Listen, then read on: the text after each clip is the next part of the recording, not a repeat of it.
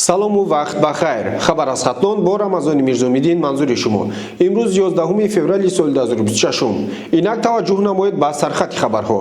Нишасти матбуотии раиси вилояти Хатлон баргузор гардид. Кӯмаки башардӯстонаи Тоҷикистон ба мардуми Ғаза. Тоҷикистон расман довталаби баргузории ҷоми футболи Осиёи 2031 шуд. шарҳи бештари хабарҳо.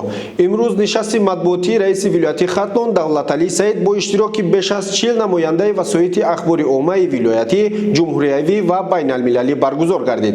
Ин ҳамоишро метавон майдони муҳими мубодилаи иттилоъ ва таҳкими робитаи мустақими мақомот ба ҷомеа тавассути васоити ахбори омма арзёбӣ намуд. Раиси вилоят Давлаталӣ Саид иброз дошт ки соли 2026 дар идомаи ҳамин иқдомҳои созанда зиёда аз 1500 иншооти нав аз ҷумла муассисаҳои соҳаи маориф, амсоли муассисаҳои мактабӣ ва томактабӣ, тандурустӣ ва беш аз 80 корхонаву коргоҳи нави саноатӣ аз ҷумла бо саҳми соҳибкорон сохта мавриди баҳрабардорӣ қарор дода шавад. Зимни рӯнамоии нишондиҳандаҳои рушди вилоят иттилоъ дода шуд ки соли 2025 маҷмӯи маҳсулоти минтақавӣ ба 49,5 миллиард сомонӣ баробар ва рушди воқеии он 108,3% таъмин гардид ки нисбат ба соли 2024 ба андозаи 6,7 миллиард сомонӣ зиёд мебошад. Маълумоти бештарро вобаста ба нишасти раиси вилояти Хатлон аз саҳифаҳои рӯзномаи Хатлон мутолиа намоед. 8 феврали соли 2026 кӯмаки навбатии башардӯстонаи ҳукумат ва мардуми Тоҷикистон ба мардуми ниёзманди Ғазаи Фаластин расонида шуд. Тавре ки вазорати корҳои хориҷӣ иттилоъ медиҳад, корвони кӯмакҳои Тоҷикистон иборат аз маводи хӯрокӣ, либоси гарм, хайма ва плёнкаҳои обногузар бегоҳии 8 феврал дар 6 мошини калони боркаш аз тариқи гузаргоҳи Рафаҳ дар марзи муштараки Миср ва Фаластин бо ҳузури сафири Тоҷикистон дар Миср ва намояндагони муассисаҳои хайрияи Тоҷикистон ба дохили Ғаза интиқол дода шуд.